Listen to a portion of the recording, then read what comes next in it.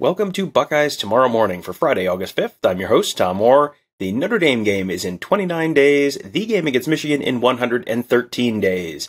Ohio State opened its fall camp yesterday at the Woody Hayes Athletic Center. Tony Gerderman and I recorded an episode of Buckeye Weekly to talk all about that and what we learned on day one of fall. You can find that on the Buckeye Weekly podcast feed in all the places you can find this show, including on the Buckeye Huddle YouTube channel. Today we're going to be looking at some bigger picture stuff, including a look at the Big Ten on the whole, where the Buckeyes fit into the national title picture, and who else could be a threat in the college football playoff. My guest is Brett Ciancia. He is the publisher of Pick 6 Previews. This year, for the first time, there's not only an electronic magazine, but also a hard copy. I ordered mine and have been going through it since it arrived earlier this week. Had a little issue where I couldn't find it earlier today, and then realized my son had taken it. He was checking it out. Lots of great stuff in there. It is the most accurate Power 5 preview in the last decade, which I guess my son has good taste in preview magazines just like I do. Definitely worth your time. Brett, thanks for being here. Yeah, well, thanks, Tom. First off, thanks for buying the book. Thanks for having me on. And it sounds like we have a young Pick 6 fan. That's great news. And also congrats on the official launch of Buckeye Huddle. I know when you have that many solid Buckeye insiders together, great minds there, I'm sure it's going to be a great product. So excited to see that come to fruition and really excited to talk about the 2022 season. One of the craziest, like Tom said, it's been a decade of Pick 6 previews. This is the 11th edition. This was number one, the most difficult to put together, the most complex with the coaching carousel, the transfer portal. So I'm just really excited to break it down for you guys. Well, let's start with the Buckeyes. They fell short of their big three goals last year, beating Michigan, winning the Big Ten, and winning the national title. But you seem pretty optimistic they should be able to do at least two of those three and possibly all three this year. So what has you so bullish on the Buckeyes? Well, it starts with the offense, and you saw it last year. It was the number one rated offense in America by my metrics, and by far, too. There's a sizable gap as the best offense, and the core of it is back. I know you lose two first-round receivers, but the way that Brian Hartline has recruited at the receiver position, it's 5 stars galore, and you saw a couple of them come to step into their new roles in the Rose Bowl. And then at the quarterback, you have a Heisman favorite in C.J. Stroud. At running back, Travion Henderson, another freshman phenom that burst out last year. Like the offensive line, there's enough back to have a cohesive unit. So basically, I know the offense is going to be one of the best in the country again, if not number one again. The question for this team for 2022 was defense. And you saw a couple holes in the defense last year. It was actually an above-average defense for most of the year, just had 2 black eyes, and that was against the 2 physical power run games of Oregon and Michigan. Michigan ran it at will there to not only snap the Ohio State-Michigan streak, but to knock Ohio State out of playoff contention. So you look ahead to 2022, a couple pointers are pointing up for this defense. Number one being the returning production number. I use this a lot. There's a clear indication. If you're bringing back top 10, top 15 numbers of returning production, that's starters, backups, snaps, everything. There's a clear indication of improvement year over year, and Ohio State is scheduled for that. It's really rare that these blue bloods and these NFL draft pipeline programs return so much talent. Usually it's all gone to the pros, but it was a young defense last year and it's all back. So that's one part of it. The second part is the defensive coordinator. And, after that Michigan game, Ryan Day, he cleared house on defense and brings in Jim Knowles, who turned around Oklahoma State. Normally you think Big 12, you think Oklahoma State as a shootout, they're winning games 60-50, but not so much with Jim Knowles. He turned them around into one of the best in the country last year. So, really a lot to like on both sides of the ball. The offense is proven. The defense is improving. And I have Ohio State winning the Big Ten and returning to the playoff. This season's Ohio State schedule starts with Notre Dame in just over 4 weeks and 1 day to be exact. Almost here. Can't wait. That is obviously a game that has drawn a ton of attention in Columbus, as well as around Ohio and realistically around the rest of the country. Probably the most anticipated non-conference game I can remember. How good are the Irish going to be this year? And I guess what are the question marks they're going to need to find answers to before they get to Columbus? Yeah, well, on a program level, they've been a consistent winner, a consistent top 10 team and playoff contender under Brian Kelly. But they go through a coaching transition, obviously bringing in Marcus Freeman, a former Buckeye himself, former Silver Bullet there. He's coming back for a homecoming game. That's quite the opening test for him. So they're kind of in a transition year coaching-wise. The rest of the staff around him has remained intact, though. So we'll see how big a transition that really is. But specifically roster-wise, Oregon and Michigan last year, they really laid the foundation. They laid the blueprint for Notre Dame because it's a similar roster on offense where it's based around a powerful offensive line. This Notre Dame offensive line could be one of the best in the country. They return 4 starters, and they bring back actually their old offensive line coach that coached all those greats from about a decade ago, all those NFL draft picks. So, it's going to be a strong power run game. There is a change of quarterback after 4 years of Ian Book and 1 year last year with a transitional quarterback. They now have a dual threat, which is rare for Notre Dame. You never see that from them, but a true athlete coming in, a young guy, a 5-star from California. So, so a little bit different there at quarterback, but it's the same physical front, and it's going to test this new Jim Knowles defense right away. That was the one concern I hit on, and they're going to be tested right away. So that is Notre Dame, very clearly the biggest threat on the non-conference schedule. No disrespect to Arkansas State or Toledo, but so that's Notre Dame. That's the non-conference. Who is the biggest threat to the Buckeyes in the conference schedule in the Big Ten East? You got Michigan State and Penn State and Michigan.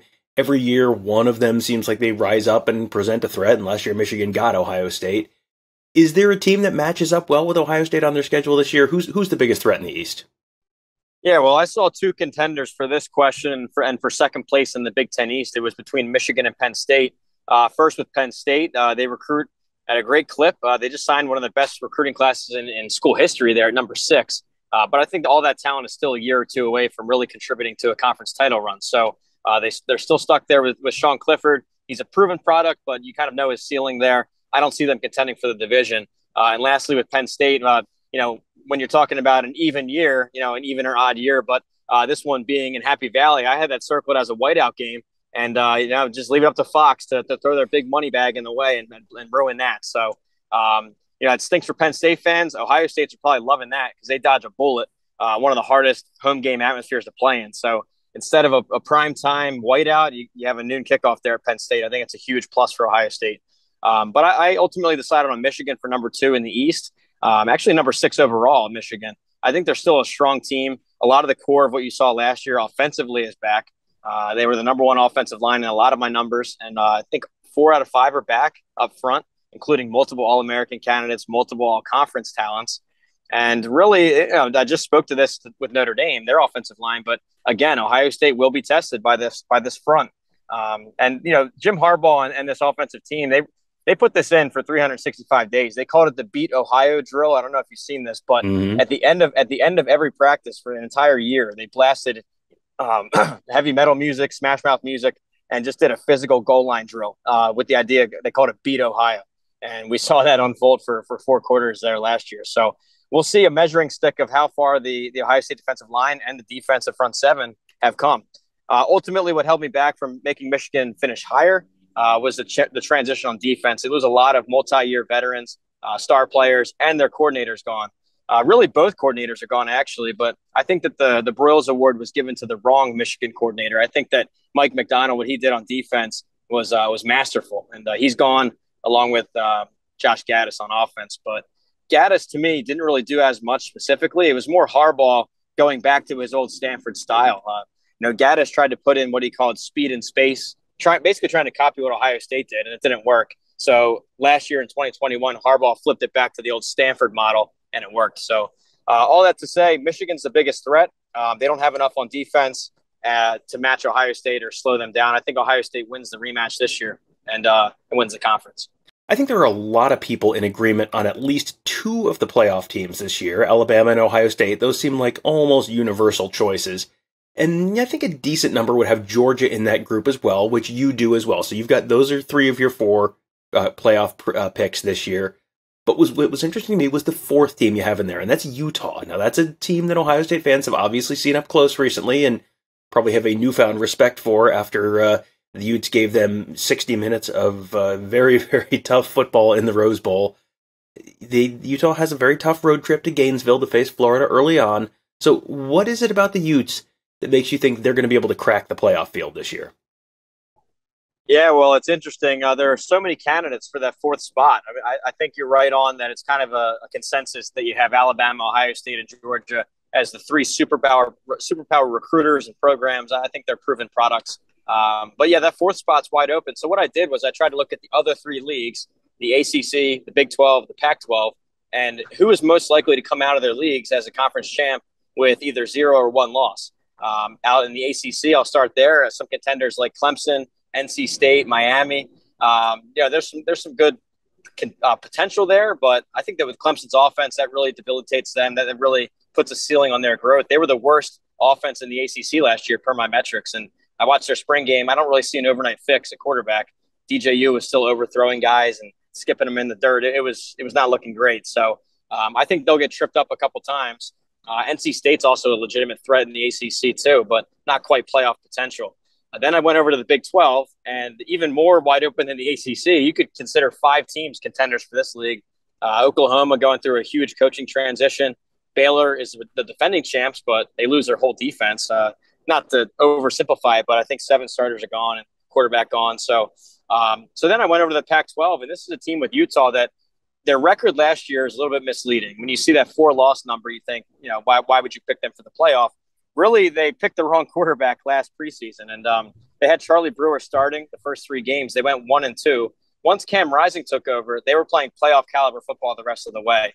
He helped them destroy Oregon twice, beat USC, blew them out, blew out UCLA, and then, of course, took Ohio State down to the wire, a game you guys are familiar with. And yeah, I know that Ohio State was missing some NFLers in the game, but I think that going toe-to-toe with the Buckeyes really helped with their national reputation. And lastly, I watch every spring game I can find, and usually it's two-hand touch or thud or quarterbacks or non-contact.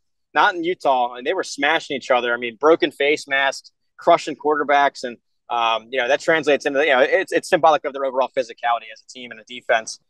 That's a long fan, or if you had I like Utah to do it. It can seem like the top of the sport is kind of predictable at this point. It's some combination of Alabama and Georgia and Ohio State and Clemson pretty much every year at the top of the sport winning the national championship. But one of the fun things about college football is some of the surprises. There's always a team or two that kind of comes out of nowhere, either to have a better season than expected or just win a lot more games or have a big turnaround. Who are some teams? Give us a couple teams who you think could be really surprise teams this year, big turnaround teams this year. Yeah, Tom, I love this question. I mean, it's August. Everyone's undefeated. I'm an eternal optimist. I love talking surprise teams and bounce back teams, and got a couple from the ACC for you. NC State, I actually have them winning the Atlantic over Clemson. This is a team that, you don't traditionally think of for a playoff or a conference title spot, but this could be their best team in school history.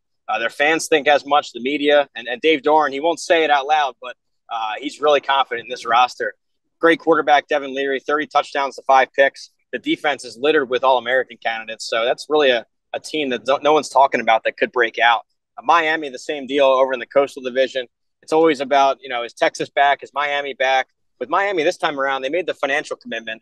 They brought in Mario Cristobal. They're fixing their facilities. They're fixing their recruiting game. But in the the short term, they signed 5 starting Power 5 defenders off other rosters. So I think they're poised for a big bounce back. In terms of a win turnaround, I think Nebraska is poised for a huge win column turnaround. They went 3-9 last year. We saw them set an NCAA record with 8 one-score losses.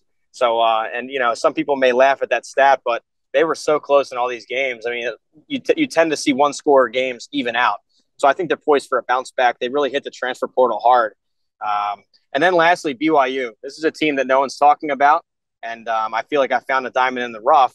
The knock on them in 2020 with Zach Wilson was, hey, you didn't play any Power 5s. You did that all against non-AQs. They go out last year. They go 5-0 against the Pac-12. They beat the ACC's UVA, and then they almost beat Baylor, too. It was close in the second half.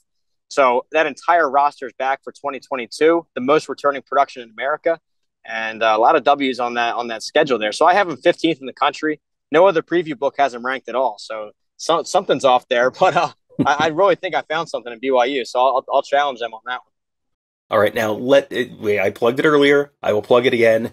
Fantastic book. You want a copy? It has been something that I have been reading for a number of years in the online only version.